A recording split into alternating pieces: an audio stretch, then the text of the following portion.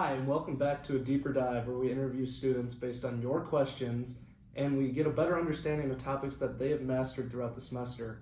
I, your host Brandon, will be your guide through a pretty dark topic today and attempt to give us all a better understanding on the topic through a comparative approach. Today I'm joined by Drew, an expert on the Holocaust, and Jake, an expert on the Guatemalan genocide. Both have been generous enough to share their knowledge with us, so welcome, guys. Sweet. Well, Brandon, thanks for having us on. So my name is Jake DeWinter. I'm an international studies student here at UW-Madison. This year I've been extensively studying the Guatemalan genocide, so I appreciate you having me on today to talk about the subject. Yeah, thanks for the opportunity. I'm Drew Stacy. I'm a history student, and I study the Holocaust and its impact on contemporary governance. Okay, so just for our audience, before we go deeper into the Guatemalan genocide and the Holocaust, could each of you give us just a brief overview of your respective genocide? Yeah, so the Guatemalan genocide was the killing of indigenous Maya in Guatemala. This atrocity, often referred to as the Silent Holocaust, peaked between 1981 and 1983, but was part of a larger conflict that was the Guatemalan Civil War. Yeah, so the Holocaust was the systemic killing of Jewish people in Europe, concentrated in Eastern Europe. It's widely known as the most atrocious genocide and the most studied genocide, though comparisons of atrocity due to death counts and everything can be very problematic.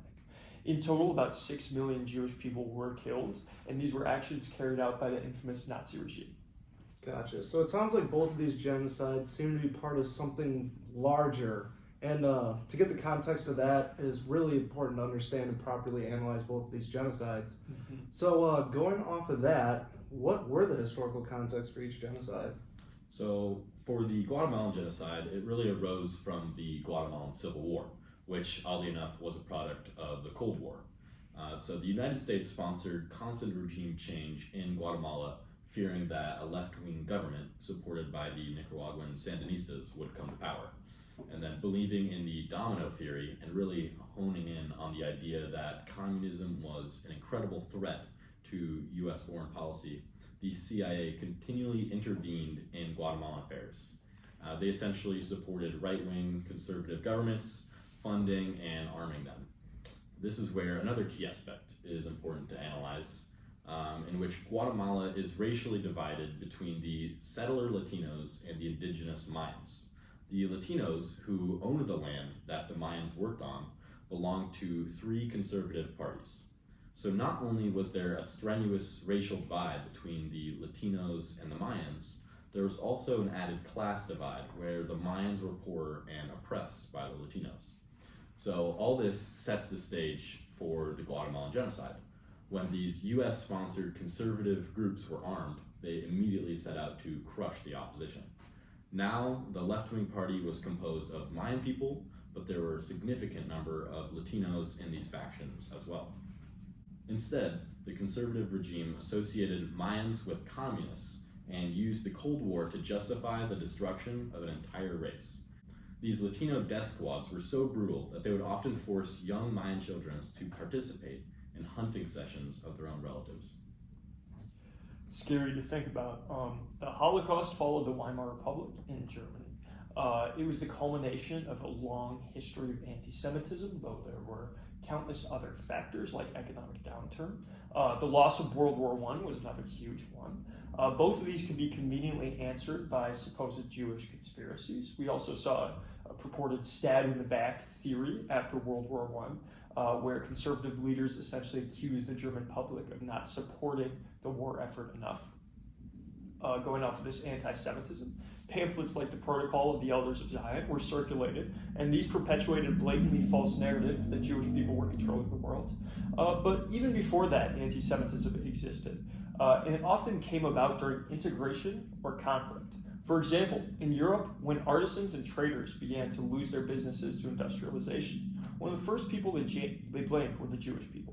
All of this, coupled with what was often institutionalized anti-Semitism, resulted in populations in Europe that disdained Judaism. Furthermore, a growing sense of nationalism and militarism contributed to the idea that Germany was only for Germans. Jewish people were excluded even if they were Germans. This is what sets the stage for rising conservatism and the Nazi regime's eventual rule. Now, during World War II, the Nazis' aggressive imperialist policy was to invade and conquer lands, which led them to occupy regions that included large populations of the Orthodox Jewry. Now, the Nazi regime vehemently opposed allowing these people to live in their living space, which they called Lebensraum, because they were an inferior race, and their idealized Germany did not actually account for these people. Complicity from the German people helped as well. We didn't see a lot of protests from German people when the Holocaust was actually ongoing. So the Holocaust really ramps up at the same time that they're conquering more lands and they're sovereign over more Orthodox Jewry, and then as well as the fact that more German soldiers are dying and going MIA. So some scholars actually argue that this German preoccupation with their own loss was one of the reasons for the bystander effect that we saw.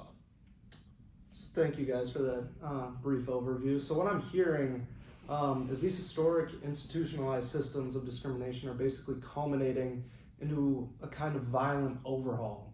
From my understanding, years of anti-Semitic discrimination and years of Mayan oppression are intertwining with larger global events like the Cold War and World War II.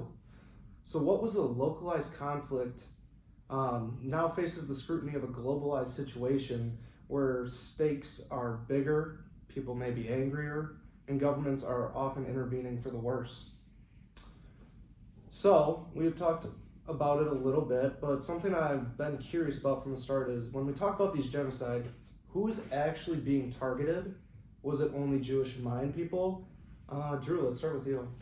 Yeah, so when most people think about the Holocaust, they think about Jewish people, and that's right, Jewish people were the primary target. About 6 million Jewish people were murdered, which was roughly 2/3 of the European Jewry at the time. But the Nazis' racial ideology actually cast a much wider net than just Jews. They also systematically targeted Roma and Sinti people, sometimes called gypsies, though that term is considered offensive now, disabled people through what was called the T4 euthanasia program, Polish and Slavic civilians who were seen as racially inferior, Soviet prisoners of war, gay men, Jehovah's Witnesses, and political opponents like communists and socialists. What's important to understand is that this wasn't random. It came out of a whole racial hierarchy and pseudoscience that the Nazis built, where Jews were at the absolute bottom and seen as an existential threat to what was called the Aryan race. That ideology is what made the targeting so systematic and honestly so bureaucratic. Although these other groups were targeted, many scholars argue that such systemization in the murder of the Jewry was so unique that it stands alone when talking about the victims of the Holocaust. Yeah, so in Guatemala, the targeting was more concentrated on one population, the indigenous Maya. The UN Truth Commission, which is called the CEH, found that 83% of the victims in the Guatemalan genocide were Maya civilians. And they specifically identified 4 Mayan groups as the main targets of genocide, which were the Ichil, Quiche, Canjobal, Chuj, and the Achi. Out of roughly 200,000 people killed or who disappeared during the Civil War, the overwhelming majority were indigenous. The military also went after Ladino political opponents, so basically labor organizers, student activists, Catholic catechists, anyone suspected of sympathizing with the leftist guerrillas. But the real genocidal campaign was against the Maya. The military literally designated entire Ichil villages as enemy territory and used the scorched earth strategy, leading to over 600 villages being destroyed. The justification was that this idea that the Maya were hiding guerrilla fighters, but in reality it was just deep-rooted racism against the indigenous people that goes back centuries in Guatemala. Wow, that's really interesting, guys, and it really makes an interesting, like a contrast point. So with the Holocaust, you have this wide net cast of racial ideology that basically ranked every group in Europe, and with Guatemala, you have this much more concentrated targeting of indigenous people, but both are grounded in racism, just racism that looks different in each context.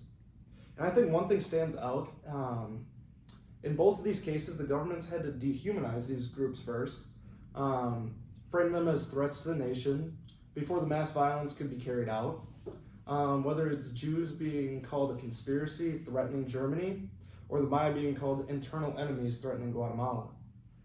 That rhetorical move of turning neighbors into enemies seems to be a common thread. So now I'm curious, how these events get taught? Because I imagine the approaches look pretty different between them both. Yeah, I think it's safe to say that the Holocaust is probably the most taught genocide in the world.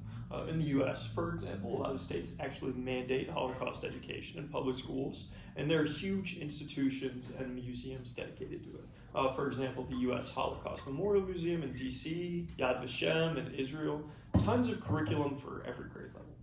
Now, something that's pretty interesting is that there's much debate about the methodology of teaching it, not just whether or not it should be taught.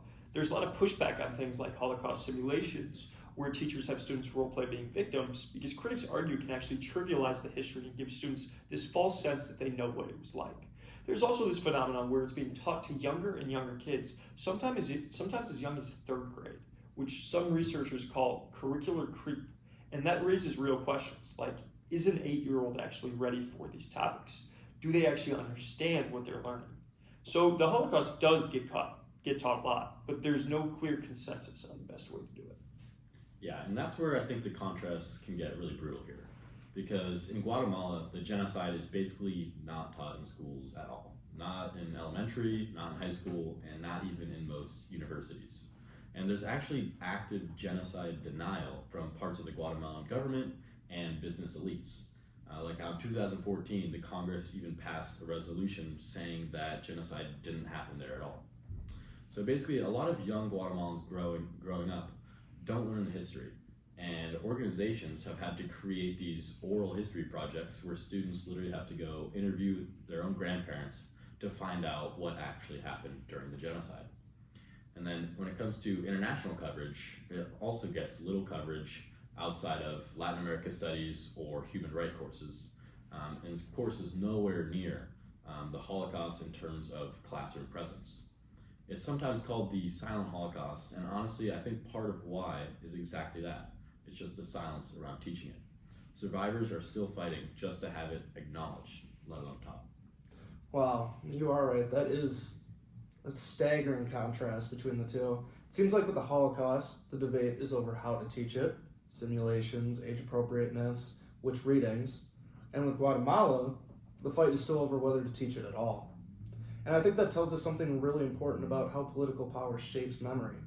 The Holocaust happened in countries that later committed to reckoning with it. Germany especially has done a lot of work with that. But in Guatemala, a lot of people responsible or connected to those in power are still around, still influential, and they have an interest in keeping this history quiet. So which genocides get taught and how well isn't really about which ones are most historically important. It's about who has the power to tell the story. So, what kind of international attention do these events get? Well, similar to what we were just talking about with education, a lot of attention is contingent on the fact of whether or not it was taught. So, accordingly, the Holocaust receives some of the most extensive and sustained attention among any historical event. It's one of the most researched and documented events in history. The importance of this event in history is evident in it being taught in schools, commemorated through memorials and museums, and in its presence in international politics and media.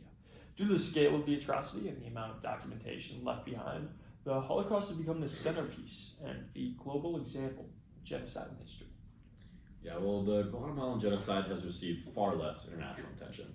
Even though there have been mass killings and specific targetings of the indigenous people, the public eye still remains blind to it, and it isn't a part of mainstream media or school teachings at all. However, there are, as I mentioned earlier, human rights organizations and international courts that have fought for the recognition and justice for the people killed. Many people, like I said, outside of Latin America, though, are still completely unfamiliar with this event. I think the contrast here highlights how political power, geography, and especially media coverage control and shape which tragedies are remembered and which are overlooked. While both deserve recognition, remembrance, and justice, it appears the level of awareness has been very unequal, which could be contributed to the levels of injustice and the feelings still surrounding both events. So, moving on, let's talk about the similarities and differences. And are they able to be ethically compared, and how should we do that? Yeah, so from what I've come to know about the Holocaust and from my studies of the Guatemalan genocide, there are definitely some important similarities between the two. For example, in both there was the systemic killing of targeted groups, widespread state-backed violence, and mass killings. In both cases, dehumanization played a major role since the victims were portrayed as threats or inferior. This idea of dehumanization was used as rationale to justify the brutality and horror in both events. But most importantly, both of these events have left lasting impacts on the survivors, descendants, and national imagery of the respective countries. Yeah, and I agree with those similarities, but at the same time, I think there are some very important differences between the two. The scale, methods, context, and circumstances were much different. For example, the Holocaust was part of World War II, and many groups were targeted, not just Jewish people. On the other hand, the Guatemalan genocide came as part of a civil war taking place, while the Maya indigenous people were mostly targeted. If we also look at the politics of both, the politics of the Guatemalan genocide don't really impact Guatemalan rule today, as we just talked about, and the politics of the Holocaust are constantly referenced in U.S. governance and Israeli governance. Mm-hmm. So what I'm gathering from this conversation as a whole is that they can be compared ethically when it's done in an educational circumstance, the right educational circumstance, as we talked about, understanding patterns of genocide, honoring victims, and preventing future genocides are all ways that we can ethically compare these two. Because comparing genocides can be important when it comes to picking up on warning signs seen in previous genocides, which can help prevent upcoming or future genocides. On the other hand, comparison can become unethical when the comparison becomes a competition and the goal is no longer in good intention. So in my opinion, from what I've gathered from both of you, I think an overarching theme here is that they can be compared, but if done in an ethical way. And if we start steering away from that, then we should stop comparing and then try to center back on common ground. So basically how I want to think about this, and kind of one of my final questions to you guys, is what does this show about us and what does it show about our society? Yeah, so I think one thing it really shows about us and society is the idea that we are often a product of our environment and our upbringing. And to reason that a bit, to reason that for myself, as also I would imagine most Americans were completely unknowledgeable about the Guatemalan genocide, or still are. And I think it's really stems from the fact that it's not widely taught in schools. That is not to say that there is no individual accountability for personal education, but it is clear to see why Guatemalans don't know much about this when their government actively suppresses it under this framework. Yeah, and there's another thing that needs to be mentioned, which is that an important lesson we can take away from both of these is that institutionalized oppression does often result in violence. And as we saw in the Holocaust, it can often be gradual, like the Nuremberg laws and the Night of the Broken Glass. These are gradual steps towards a systemization of violence. So I think that's really important to think about. Another thing that's important to think about is the wide resistance that we need to see when it comes to oppression like this. We need to see resistance from everyone of every class, every race, every gender, attacking this specific issue. It can't be this sort of complicity that we saw like in the Holocaust. Yeah, so you both bring up great points. On one hand, just getting the word out there, informing people, it sometimes falls on yourself. It also says something about society if it's not being talked about. And then on the other hand, you always have to raise the question, can there be oppression without violence? And Drew did a great job of explaining it. But with this, do you guys have any other concluding thoughts that you might want to include on this? Just anything for our viewers? No, I think I'm all good. Yeah, I think thanks for having us on. Yeah, of course. Those are great questions today. Yeah, of course, guys. I think we all appreciate you guys coming in and helping all of us understand more what some of us fail to know or, like you said, are hidden from. So I'm glad that we had this time to talk. Yes, thank you. Yeah, of course.